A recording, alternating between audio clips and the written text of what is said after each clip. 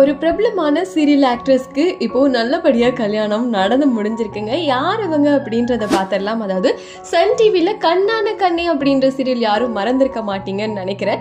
So அது மூலமா அறிமுகமானாங்க serial actress Akshita. அது போக பாத்தீங்கன்னா ஜீ தமிழ்ல சீதாராமன் சீரியலுமே ரொம்ப சூப்பரா பண்ணியிருந்தாங்க.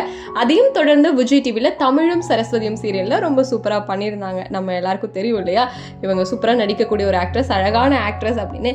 இவங்களுக்கு பாத்தீங்கன்னா மார்ச் மந்த் என்கேஜ்மெண்ட் நடந்திருந்தது. அந்த போட்டோஸ்லாம் பார்த்துருந்தோம். ரொம்பவே டிஃப்ரெண்டா இருந்தது இவங்களோட பாரம்பரியமே. ஏன்னா அந்த சாரீலாம் கட்டியிருக்கிறத பார்க்கும்போது என்னடா இது தமிழ் முறைப்படி இல்லையே அப்படின்ற மாதிரி இருந்தது. அவங்களோட கல்ச்சர் படி இவங்க வந்து ஃபங்க்ஷன் நடத்தியிருந்தாங்க. அண்ட் யார் இவங்க இப்போ கல்யாணம் பண்ணியிருக்காங்க அப்படின்னு பார்த்தீங்கன்னா, இவர் வந்து ஒரு ஆக்டர் தான், பிரீத்தம் சுரேஷ் அப்படிங்கிறவங்க. இவங்க வந்து ரொம்ப ஒரு பாப்புலரான ஆக்டரா, நம்ம லாங்குவேஜ்ல கிடையாது அதர் லாங்குவேஜ்ல ஒரு சூப்பரான ஆக்டரா, ஈவன் பெரிய பெரிய ஆக்ட்ரஸ் கூடலாம் சேர்ந்து நடிச்சிருக்காராம். ஸோ அவரோட கல்யாணம் ரொம்பவே நல்லபடியாக நடந்து முடிஞ்சிருக்குங்க.